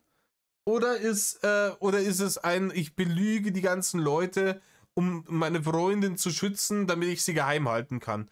Es gibt nur eins von beiden. Ja? Also nichts davon ist wahr, aber es könnte, wenn es eins davon wahr sein müsste, es könnten nicht beide wahr sein. So rum. Ne? Ich wäre selber schon ganz dumm. Und trotzdem war es halt so, dass wir halt auch irgendwo das zeigen wollten. Und zudem haben wir dann auch noch die Situation gehabt, dass wir damals, also sie hatte ja damals einen anderen Partner, sie war ja nicht mit mir zusammen, wir waren ja nur Sexualpartner sozusagen. Ja, genau. Ich weiß nicht, ob es da irgendwelche Bilder auch gibt hier mit der Professionellen, wo er Kalade gekriegt hat. Aber das zählt auch nicht als, ne? In die Jungfrau. Ich weiß nicht, ob er das jetzt meint. Und die war natürlich nicht mit ihm zusammen. Also. Und sie war aber damals in der Situation. Also nicht umsonst, Situation, ja. Dass sie mit mir eben und mit jemandem, mit einem anderen Pärchen sich treffen wollte. Also wir haben damals mit anderen Pärchen geschrieben, die ich auch über meine Webseite oder über meinen Blog und alles oder damals über meinen Zeug gekannt habe. Okay. Und damals war es so, dass... Sind wir jetzt unauffällig schon wieder in irgendeine von diesen bescheuerten Snoo-Geschichten rein? Wann kommen jetzt die über 60-Jährigen ins Spiel? Musstest du dem anderen Pärchen jetzt auch einen Schrank aufbauen oder sowas? Ach, Rainer, erzähl doch kein Kokolores. Damals war es so, dass die gerade durch dass wir da gerade durch dieses Gespräch eben auch die Situation hatten, dass wir mit denen Bilder ausgetauscht haben, mit dem Pärchen. Und dieses Pärchen war natürlich auch wieder fake. Beziehungsweise ich glaube mittlerweile, das waren 3 Pärchen im Ganzen. Ich glaube, eines dieser 3 Pärchen war kein Fake. Aber letzten Endes spielt es auch keine Rolle, weil letzten Endes haben die... Ja, letzten Endes spielt es keine Rolle, was alles erlogen ist. Weil du glaubst ja nicht, dass 3 Pärchen sich zum Pärchen-Rudelbums mit dir und deiner erfundenen Freundin treffen wollten. Wie halt dem Pärchen die Bilder geschickt und letzten Endes habe ich die dann, nachdem sie gesagt hat, ja, mach, habe ich die dann auch in meinem damaligen Pornhub-Account geteilt, als Bildergalerie. Und die haben das halt dann gesagt, ja, das hat er gefaked, schau mal, das ist dann mit Computer gemacht, ganz klar. Oder einige... Ja, ich weiß es nicht. Ich habe mal gehört, es hätte da irgendein Ding gegeben mit der Professionellen vielleicht oder so. Keine Ahnung. Aber, nee, Reini ist 100% ungebumst. Jemand, der so über dieses Thema spricht wie er, hat es noch nie gemacht. Reini spricht wie ein 11-, 12-Jähriger nach dem Aufklärungsunterricht in der Schule, der sich irgendwie vor seinen Kumpels profilieren will und sich als großer Experte hinstellen. So spricht er. Nicht wie irgendjemand, der irgendwann schon mal ansatzweise tatsächlich echt einen richtigen Snoo gehabt hätte. Wir haben dann angefangen zu behaupten, das ist eigentlich gar kein Flow, das ist eigentlich ein Mann, schau mal. Die Muschi ist voll gemacht so, die ist gar nicht echt. Und ich gesagt, Alter, wenn ihr wüsstet, wie echt die ist, würdet ihr die festhalten. Ja, oder was solche Geschichten halt. Das ist wild. Nein. Warum hast du gezögert? Ich sollte schlagfertiger sein. Ja, tut mir leid, aber gegen mich hast du da ohnehin keine Chance. Der Schlagfertigkeitslord. Ja?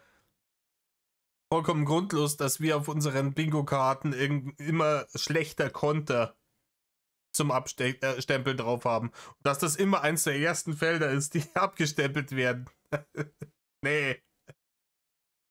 Er ist ja richtig schlagfertig, der Reini. Ganz besonders heftig drin. Ich merke schon. Ich darf mich nicht immer so verraten bei dir, Mensch. Du analysierst das immer. Ich bin einfach jemand, der auf Details achtet. Das ist Okay. alles. Ja, für Reini ist jeder ein offenes Buch. Ne? Reini betritt auch so einen Raum und dann ist wie im Film, alles läuft so ein bisschen in Zeitlupe und man hört so dieses ne, Zoom-Geräusch von so alten Kameras, da geht wieder Terminator durch und jedes Detail merkt er sich für den Notfall, ja, dass er einen Fluchtweg hat oder wenn irgendjemand ihn angreift. Reini ist wie ein Ninja, ein Roboter-Ninja. Ja? Alles sofort speichern, blitzschnell auf alles reagieren. Ich habe mir überlegt, eigentlich hätte ich mal versuchen sollen, ich wäre bestimmt ein guter Profiler geworden. Ja, wärst vielleicht ein guter Profiler geworden, ne? Wenn ich mir das Luan-Video da so angeschaut habe. Aber kein Profiler, Rainer. Überhaupt nicht. CSI Emskirchen mit Horatio Winkler. Statt mit diesem komischen Propellerboot irgendwie über die Everglades zu fahren, ist es dann Reini Skir im Hintergrund mit dem Rudi A4 durch die mittelfränkische Provinz heizt. Oh Gott. Obwohl, gut vielleicht nicht, aber ich bin vielleicht ein akzeptabler Profiler geworden. Hey, warte mal, was macht man als Profiler eigentlich? Profiler sind Leute, die für die Polizei arbeiten. Das sind meistens Leute, die an Tatorten die Beweise sichten und halt anhand der Beweise versuchen herauszufinden, was passiert ist. Okay, ja. Das klingt... Nein. Rainer. Sind sie nicht. Streng genommen, Profiler sind die ein Profil eines Täters erstellen. Ne? Die aufgrund von statistischen Daten und Erfahrungen aus anderen Fällen Wahrscheinlichkeiten berechnen, darüber, aus welchem sozialen Umfeld wahrscheinlich der Täter kommt, Lauter solche Sachen, ne? Das ist ein Profiler. Klingt auf jeden Fall nach einer spannenden Arbeit an sich eigentlich. Ja, definitiv, Deswegen heißt es Profiler, weil er ein Profil des Täters erstellt. ne? Also bist halt im Normalfall bist du halt Kriminalermittler, das ist halt das Problem. Ne? Das wirst du halt niemals hinkriegen. So. Wenn du Wie heißen die anderen? Spurensicherung, oder? Was er gemeint hat, war Spurensicherung. jemand bist wie ich, meine ich. Wie? Was meinst du jetzt damit? Sonderschüler ohne besondere Qualifikationen und inzwischen bin ich auch vorbestraft, weil ich mich. Hageldomm. Hageldomm bist du, Rainer. Natürlich wärst du jemand wie du selber sagst, eben kein Profiler geworden, weil du Hageldomm bist. Und er, ja, Sonderschüler, so ungefähr, als wäre eigentlich viel zu schlau und nur der nicht vorhandene Abschluss würde ihm da einen Strich durch die Rechnung machen. Rainer, du hast diesen nicht vorhandenen Abschluss schon ganz zu Recht, der ist schon ganz zu Recht nicht vorhanden bei dir. Ne? Diagnose HDS. Damals diese Idioten körperlich durchgesetzt haben. Okay. Mhm. Was ist da vorgefallen? Ich bin vorbestraft, weil ich mich gegen diese Idioten körperlich durchgesetzt habe. Schöner Euphemismus, Rainer. Du bist vorbestraft, weil du zum wiederholten Male gefährliche Körperverletzung begangen hast. Ja, das ist eine Straftat und dementsprechend bist du verurteilt worden. Und zwar nicht mehr zu einer Geldstrafe, sondern zu einer Bewährungsstrafe. Rainer, das ist eine Freiheitsstrafe. Du bist zu einer Freiheitsstrafe verurteilt worden. Diese zur Bewährung ausgesetzt worden. Ganz wichtig. Dementsprechend bist du vorbestraft. Na, die Leute haben mich angegriffen und ich habe ihn auf die Fresse gehauen. Nein, das wäre Notwehr gewesen. Aber wenn man ich habe das in einem der letzten Videos schon vorgelegt, wenn man durch Notwehr geboten handelt, dann begeht man keine Straftat, dann wird man nicht wegen gefährlicher Körperverletzung verurteilt. Wenn man wegen gefährlicher Körperverletzung verurteilt wurde, dann hat man auch keine Notwehr begangen. Es ist so einfach, Rainer. Das eine schließt das andere aus. Okay. Und warum, Herbert, ja, warum bist du dann vorbestraft? Du hast irgendwas gesagt mit irgendwas Bewährung oder keine Ahnung was, aber bin da nicht jetzt näher drauf ein. Ich wusste jetzt nicht, was da jetzt dahinter steckt. Na, ich bin vorbestraft mit mehrfacher Bewährung. Also ich habe... Ja, mehrfacher Bewährung ist richtig. Ja. Man möchte meinen, Bewährung bedeutet, man hat sich zu bewähren. Und wenn man das dann nicht schafft, dann hat man offensichtlich gezeigt, okay, das Vertrauen, das da in einen gesteckt wurde, dass man da aus der Situation gelernt hat und sein Verhalten dementsprechend ändert, ist offensichtlich fehlplatziert gewesen und dementsprechend geht es jetzt ins Hotel Viereck. Möchte man meinen. Man kann aber auch einfach hier die Rudi Spur Verteidigung hernehmen und dann noch ein bisschen die Opferkarte spielen und ein bisschen verlogen sich entschuldigen. Da kriegt man auch mehrfach Bewährung. Inzwischen die Situation, dass ich für gefährliche Körperverletzung verurteilt wurde. Mehrfach. 2-mal insgesamt. Oder sogar 3-mal. Ich habe den Faden verloren. Keine Ahnung, ich weiß es nicht. Alter, er weiß nicht mehr, wie oft er für gefährliche Körperverletzung verurteilt wurde. Rainer, wenn ich mehrmals wegen gefährlicher Körperverletzung verurteilt worden wäre, wüsste ich, wie oft. Also ich weiß, ich bin in meinem Leben bisher 0-mal wegen gefährlicher Körperverletzung verurteilt worden. Und bei 1, 2, 3 Mal, sagen wir mal, bis 5. Wüsste ich es ab dann, wenn es wirklich so pathologisch wird, okay. Ne? Wenn man es jeden Tag tut, dann verliert man vielleicht mal den Überblick. Aber Rainer, du bist mehrfach verurteilt worden, dass du selber nicht weißt, wie oft. Sagt sehr, sehr viel darüber aus, wie ernst du dieses Thema nimmst. Ne? Weil für Rainer ist das, ja, ich bin jetzt da zwar verurteilt worden, aber ich habe auch eigentlich trotzdem recht. Deswegen erzählt auch immer noch hier auch gerade wieder diese Selbstverteidigungsfabel. Weil er einfach kein Unrechtsbewusstsein hat, weil ihm nach wiederholter Verurteilung wegen gefährlicher Körperverletzung immer noch nicht in den Oberschädel gesickert ist, scheiße, ich bin derjenige. Und ich war die ganze Zeit derjenige. Ja. Ich habe den Überblick nicht, den Faden. Also ich habe den Faden verloren. Den Überblick verloren, meine ich. Okay. Ja, ich bin ein böser Finger. Ich bin ein ganz schlimmer Badass. Ich merke schon. Ja, ein richtiger Badass bist du. Mit 3 Und nochmal 3. Badass. Alter, du bist so ein Lappen, das ist unfassbar. Alter, du bist kein Badass. Du bist ein Feigling, der die Leute von hinterm Zaun mit Pfefferspray angesprüht hat. Du bist kein Badass. Du bist ein Lappen, der die Leute im Internet provoziert hat und sich dann feige versucht hat, irgendwie aus der Affäre zu ziehen, die Leute angegriffen hat. Von irgendwo, von hinterm Strauch, von hinterm Zaun, immer aus dem Hinterhalt. Hey, meintest du nicht in dem einen Post bei deinem Blog, dass die Frauen auf Badass stehen? Ja, deswegen habe ich gerade gefragt, ob du scharf auf mich bist. Ach so. Das ging dann wohl unter. Ja, das ist nicht das Einzige, was untergegangen ist, Rainer. Dein Leben ist komplett havariert durch deine dumme Scheiße. Und diese chronische Lügerei, die du da am Tag legst, ist wirklich hat einen großen Prozentsatz der Schuld daran, dass dein Leben so kaputt ist inzwischen. Aber es wird immer weiter gelogen. Wird weiter gelogen und gelogen. Und dann sagt er immer, er ist ja nicht süchtig. Ja? Er ist ja nicht süchtig. Rainer, erstens, du bist süchtig nach Zucker. Man kann auch nach anderen Dingen als Rauschmitteln irgendwie süchtig werden. Du bist süchtig nach Zucker, du bist süchtig nach Aufmerksamkeit und du bist süchtig danach zu lügen. Es gibt keine andere Erklärung mehr. Ne? Du bist ein pathologischer Lügner. Du musst es. Das ist ein Zwang. Das ist eine Sucht bei dir. Ja, ich habe schon wieder reingelabert, deswegen. Wir werden es überleben. Ich denke auch. Unter Umständen, möglicherweise, gegebenenfalls. Klar. Ach ja. Aber die Bewährung ist jetzt schon mittlerweile vorbei, oder? Sollte es ja eigentlich sein, aber nein. Weil ich aufgrund der letzten 2 Jahre, wo ich auf der Straße gelebt habe, nicht alle Bewährungsauflagen rechtzeitig erfüllen konnte, musste ich ein bisschen nachhelfen.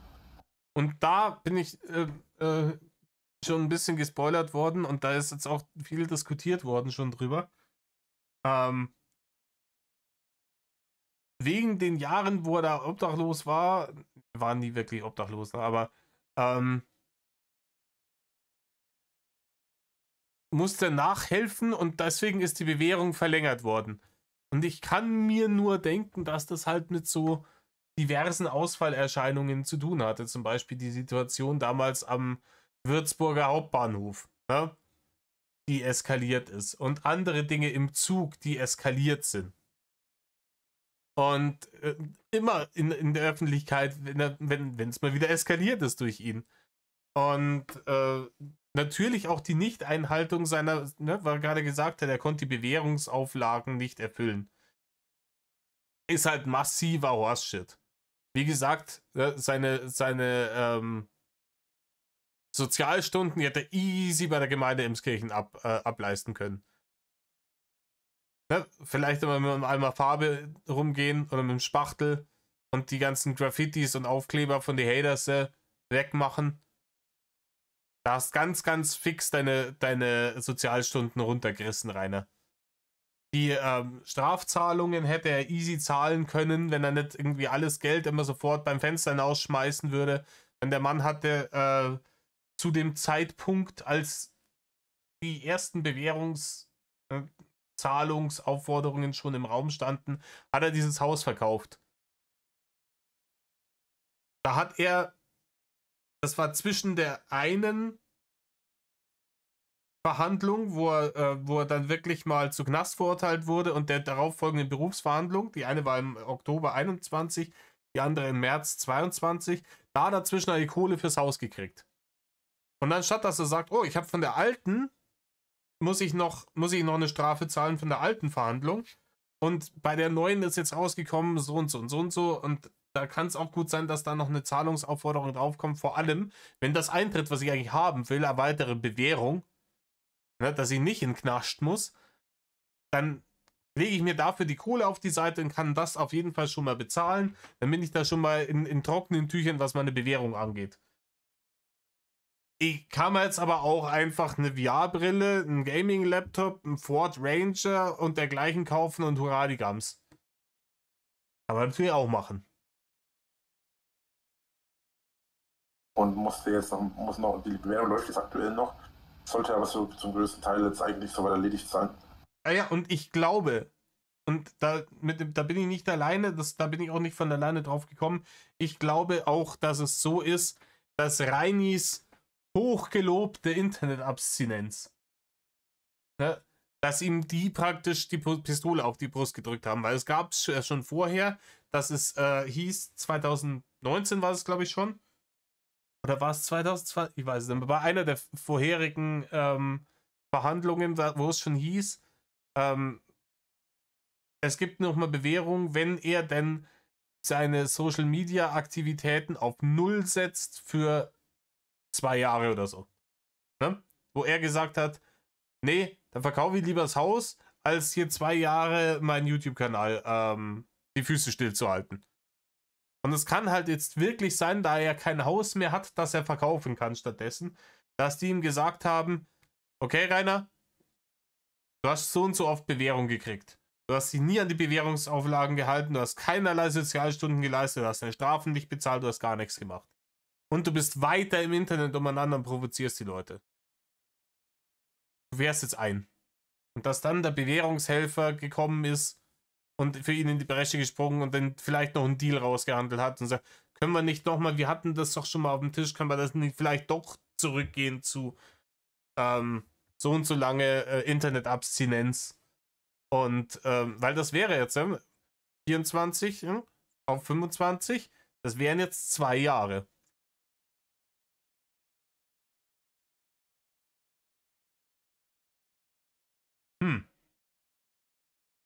Wer weiß, wer weiß. In diesem Falle, wenn das denn so sein sollte, ist er wahrscheinlich im Hintergrund schon tatsächlich wieder dran, einen neuen Kanal machen zu dürfen. Und das macht ja auch dann nur Sinn, wenn er dann, ne, dass er den TikTok-Kanal fleißig jetzt irgendwie 2 Jahre lang einmal im Monat für 2 Minuten wieder reaktiviert hat und dann wieder deaktiviert. Macht ja auch nur dann Sinn. Ne? Das heißt, ich stelle mich drauf ein, die große Comeback-Staffel. Ne? Rainer Winkler, das Comeback. Das wird krasser als das Comeback von Stefan Raab dieses Jahr. Vielleicht auch auf RTL. Sag den Winkler. Ich stelle mich drauf ein. Und die sollte Ende dieses Jahres eigentlich vom Tisch sein. Mein Hauptproblem ist im Moment, ich muss einfach noch einen Haufen Geldstrafen zahlen und ziemlich hohe Geldstrafen noch dazu. Und das macht die Sache ein bisschen schwierig. Ja, und ich glaube, diese Geldstrafen, die kriegst du, glaube ich, durch so Privatinsolvenz auch nicht weg. Das ist genauso wie mit den Steuerschulden, die er noch hat und den Krankenkassenschulden. Ich glaube, die kriegst du durch Privatinsolvenz nicht weg. Und das ist halt natürlich doof. Ne? Jetzt muss er die Füße stillhalten, darf im Internet keine Barren erbetteln, hat aber trotzdem noch P-Konto und kann eigentlich die Schulden nicht abbauen. Ist alles ein bisschen doof gelaufen, Rainer. Aber jetzt ist bald die Bewährung dann endgültig vom Tisch. Dann kannst du wieder voll durchstarten. Das große Jahr des Drachen fängt dann endlich an. Content-Offensive. Ne? Okay. Das ist gerade etwas viel, aber alles gut. Ja, wenn ich nicht abstecke, sagst du es bitte. Ja, da sage ich Bescheid. Sehr gut. Okay, das war das Zeichen für Hör auf nachzudenken. Hä? Hä? Alles gut. Nein, das war nicht das Zeichen für bitte auf nachzudenken, sondern einfach das Zeichen so, ich weiß nicht, was ich sagen soll. Ach so, okay. Ja, dann halt als Maul, Rainer. Ja, ich glaube. Ja, gesagt, ich hab halt eine Vergangenheit. Ich bin ja schon ein paar Jährchen älter als du. Ja, du hast eine Vergangenheit, aber die ist ziemlich erbärmlich. Und du hast in deinem ganzen scheiß Leben nichts Signifikantes erlebt. Nie. Und da hast du halt irgendwann auch eine gewisse Vergangenheit. Gerade in meinem Fall ist meine Vergangenheit auch nicht gerade witzig. Halt nicht gerade witzig. Ja, ich sag dir eins, als Zuschauer war es schon oft relativ witzig rein. Ja, das stimmt. Aber ich musste mich mein ganzes Leben lang durchsetzen. Also ich musste schon mein ganzes Leben lang kämpfen. Das hat schon in der 1. Klasse angefangen. Nein, du hättest nie dein ganzes Leben lang kämpfen müssen, wenn du nicht so hageldumm wärst. Wenn du dich einfach an die Spielregeln gehalten hättest. Die sind im Kindergarten und in der Grundschule gar nicht so schwer. Da darfst einfach kein Dirnspross sein. Du darfst dich einfach nicht wie ein Arschloch verhalten. Dann wirst du Freunde finden. Die einen mehr, die anderen weniger. Ich habe nie sonderlich viele Freunde gehabt. Ich war nie einer der beliebtesten Schüler in der Klasse. Ich bin auch nie zum Klassensprecher oder sonst was gewählt worden. Aber auch gar keinen Wert darauf gelegt. Ich habe meine 2, 3 Kumpels gehabt und das war's. Aber ich hatte die. Andere Leute haben dann irgendwie, waren die beliebtesten, die waren in irgendwelchen Vereinen etc. Die haben eine andere Social Group gehabt. Rainer, so ein gesellschaftlicher Paria, wie du einer warst, der ist nur möglich, wenn man auch aktiv selbst dafür arbeitet. Dass man so überhaupt niemanden findet, mit dem man irgendwie vibet. Nur bei richtig asozialen Leuten, Reini. Und hat sich im Prinzip durch mein ganzes Leben gezogen. Also es gibt viele Sachen in meinem Leben, die halt einfach mies gelaufen sind und auch weiterhin mies laufen. Ja, das ist hier wieder rein in die Opferrolle. Reini kann nichts dafür, ist Schicksal gewesen. Ne? Ja, und das wird sich wohl auch nicht ändern mehr, schätze ich mal. Ja, nicht solange du dich nicht änderst, Rainer. Es wird sich nicht von alleine ändern. Das Schicksal klopft nicht morgen in Zoo bis an deine Zimmertür und sagt, ach Rainer, sorry, ich hab dir jetzt die ganzen Jahre lang, ich war da ein bisschen nachlässig, ich hab da echt Unrecht getan, du hast eigentlich viel Besseres verdient. Hier, ich schnips jetzt einmal, jetzt hast du Normalgewicht, schnips nochmal, jetzt bist du nicht mehr ganz so hageldumm, schnips nochmal, hier sind 5 willige Weiber, die wollen die alle heiraten, hast ein Harem, schnips nochmal, hier eine Villa und 100 Millionen auf dem Konto, keine Ahnung, hier fliegen die Brathähnchen beim Fenster rein, als Ausgleich dafür, dass ich sie so ungerecht behandelt habe. Rainer, du musst halt ein bisschen was selber machen. Wie gesagt, der eine mehr, der andere weniger. Vielleicht hast du halt schon Pech gehabt, ne, in Genetik-Lotto vor allem. Aber dann muss man halt, wenn man da halt Pech hat, dann muss man halt vielleicht ein bisschen mehr machen. Und wenn man halt nicht so viel Pech hat, dann muss man halt weniger machen. Aber machen muss man immer selber ein bisschen was. Es fällt einem nicht alles in den Schoß, Rainer. Okay. Deswegen, ich wollte eigentlich nie diesen ganzen Scheiß. Ich habe eigentlich nie irgendwie groß irgendwelche Stress gewollt oder so. Ich habe mein Leben lang eigentlich darauf aufgebaut. Ich wollte eine Frau, ich wollte Kinder, ich wollte einen halbwegs guten Job, nicht reich sein oder so. Ich habe nie irgendwie nach Millionen gestellt. Nee. Rainer, du wolltest einfach nur alles haben und nicht dafür arbeiten wollen. Ob du Millionen hast, die das dann bezahlen, war dir auch scheißegal. Du wolltest einfach nur alles sofort kriegen, was du dir einbildest. Absolute Bedürfnisbefriedigung. Wie bei einem kleinen Kind. Rainer schreit, irgendjemand anders muss das Bedürfnis befriedigen, das wolltest du. Und du wolltest keinen Finger dafür krümmen. Das sind die 2 Punkte. Das wird mir zwar immer mal vorgeworfen, habe ich aber nie interessiert dran. Habe ich nie Interesse dran gehabt. Ja. Ja, wäre wieder von vorne losgegangen. Ja, hiermit sind wir jetzt schon bei über 1,5 Stunden, Leute. Ich bin weit über dem Zeitplan. Überstunden harte Arbeit haben wir heute gemacht. Aber ich wollte jetzt den Rest von dem Video noch durchziehen. Und da sind wir an einem guten Punkt. Ja, Reini lügt immer nur, um Leute zu schützen, wissen wir Bescheid. Und wäre eigentlich Profiler geworden. Und ja. Er will ja nicht viel vom Leben. Aber es ist alles Schicksal, kann er nichts machen. Hat er alles nicht in der Hand. In diesem Sinne, Leute. Tut nichts, was Rainer tut. Und solltet ihr es doch tun, dann haltet euch an eure Bewährungsauflagen. Metal off.